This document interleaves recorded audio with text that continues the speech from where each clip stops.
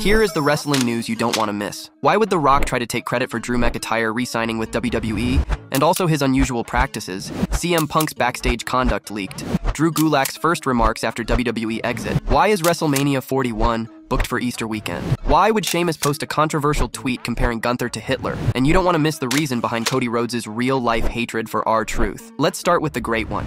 The Rock tries to take credit for Drew McIntyre re-signing with WWE. It looks like The Rock wanted acknowledgement for Drew McIntyre choosing to stay with WWE instead of looking elsewhere. McIntyre's contract was about to end around WrestleMania XL, which got people wondering about his plans. But he ended up re-signing with WWE. After that, The Rock reached out to McIntyre with a message on social media. According to a report from Ringside News, The Rock wanted recognition for McIntyre's choice. Sources mention that Triple H played a vital role in convincing McIntyre to stick with WWE during negotiations. The report implies that The Rock swooped in towards the end to take credit, somewhat overshadowing Triple H's efforts. The Rock's unusual practices prompt reactions. There have been rumors circulating about The Rock and his new movie, Red One. Some people have accused him of arriving late to set, causing delays in the movie's schedule. There's even talk about him doing unusual things, like reportedly urinating in bottles on set. On the show The Wrestling Time Machine by Sportskeeda, hosted by Mac Davis, WWE Hall of Famer Teddy Long was asked about this. Teddy Long basically said that it's common for there to be challenges in entertainment projects,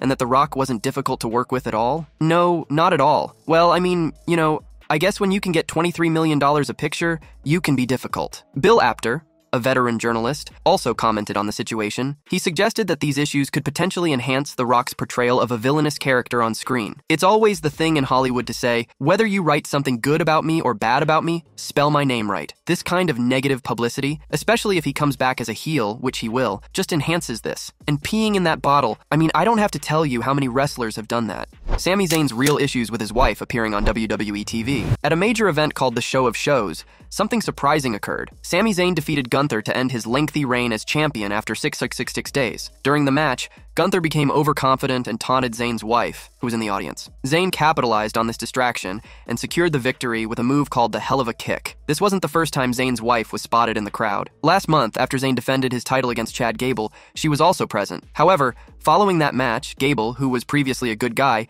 turned heel and assaulted Zayn while his wife looked on. In an interview on Gorilla Position, Zayn discussed why he's uncertain about having his wife appear on WWE TV. He expressed concerns about the potential negative comments from people on social media and doesn't want her to face that kind of criticism. I've been extremely private my whole career and my whole life actually, but I shielded her specifically from it because A, she didn't sign up for it, and B, I just don't think she's built for criticism. The kind of criticism that these monsters online sometimes hurl at us, especially the women or whatever, and I just didn't want to expose her to that, he said. Sheamus' controversial tweet comparing Gunther to Hitler. At the Backlash Premium Live event, WWE unveiled the first-round brackets for the King and Queen of the Ring tournaments, set to take place on Monday Night Raw next week. Among the matchups announced was Sheamus squaring off against his rival, Gunther. However, controversy arose when Sheamus posted a tweet comparing Gunther to Hitler, drawing parallels between them. The tweet was later deleted, but Sheamus had made jest of their shared Austrian heritage, similar hairstyles, fondness for military-style coats, tendencies to act superior, associations with Germans, and history of betraying Italian allies. One of these allies mentioned was Giovanni Vinci, recently ousted from Imperium. An Austrian with a funny haircut, has a thing for military-style coats, proclaims superiority over others, hangs out with Germans, and betrays his Italian ally. Sheamus hinted that Giovanni Vinci might be in his corner on Raw. We'll have to wait and see if Vinci actually shows up to support the Celtic Warrior next week. It adds an intriguing element to their upcoming match, and leaves fans wondering about the potential dynamics at play. Drew Gulak's first remarks after WWE exit. Drew Gulak's exit from WWE stirred up wrestling fans after Ronda Rousey accused him of inappropriate behavior, specifically alleging that he grabbed the string of her sweatpants without permission. WWE released Gulak last year, and he has recently spoken out for the first time since then. In an interview on News Nation, Ronda Rousey directly implicated Drew Gulak, recounting the incident and describing the encounter in detail. Gulak's departure and Rousey's accusations have sparked discussions within the wrestling community about respect and appropriate behavior in the industry. Drew Gulak, that's who it was. I confronted him later, and I was like, if I ever hear about you putting your hands on any other woman like this or doing anything like this to me ever again, we're going to have a problem. He was like, no, I'm glad you said something to me. He really backpedaled, but it put a sour taste in my mouth about the culture there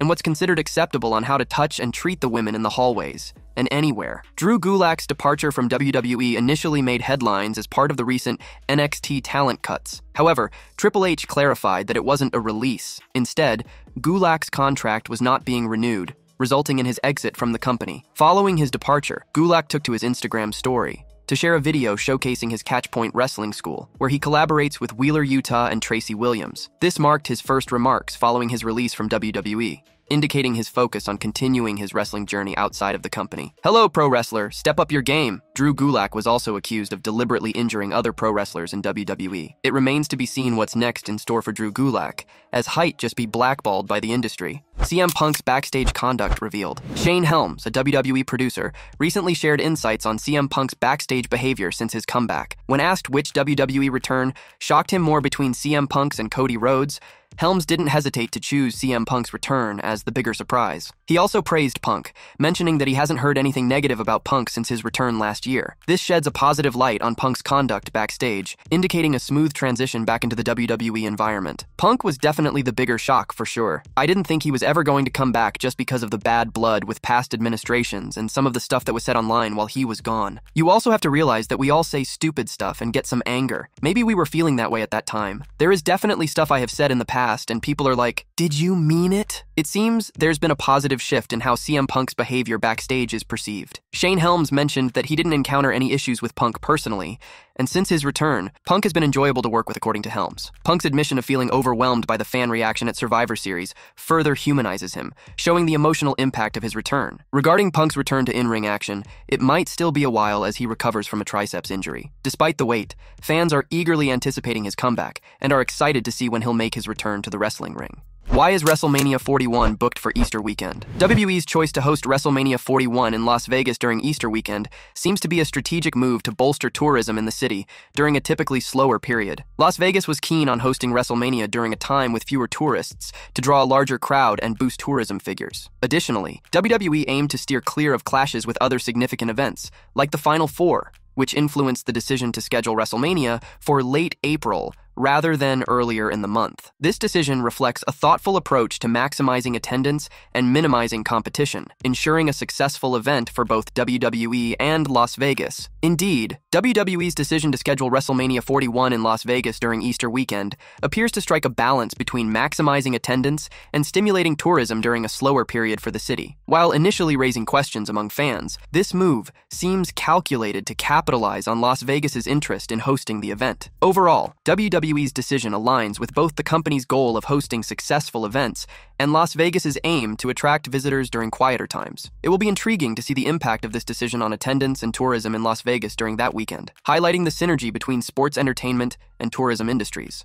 Damian Priest breaks silence after getting the Judgment Day's help. Main event. Jay could have dethroned Damian Priest if JD McDonough and Finn Balor of the Judgment Day had not interfered during the match. Jay Uso showed a valiant effort, but the numbers game eventually caught up to him. After the match, as Balor and McDonough proceeded to attack the former Bloodline member, Priest surprisingly pulled them off. The reigning champion looked visibly upset with his stablemates for causing a ruckus. Damian Priest didn't hold back on his official X handle, proudly boasting about his recent victory. He even cheekily taunted the WWE Universe with a caption that surely got fans talking. How mad are you all today? And still, El Campeon. Cody Rhodes' real-life hatred for RTruth. Cody Rhodes has opened up about his desire to face veteran WWE superstar RTruth, revealing a deep history between them that he feels needs resolution in the ring. Despite RTruth's popularity and current success, holding the World Tag Team Championship with The Miz, Rhodes seems to have some unresolved issues with him. In an interview discussing the latest WWE 2K24 video game, Rhodes highlighted his concerns with RTruth being portrayed as the lowest-rated superstar. This suggests there may be underlying tension between them, making a potential match between the two even more significant for Rhodes. While RTruth's ability to thrive in any situation is widely acknowledged,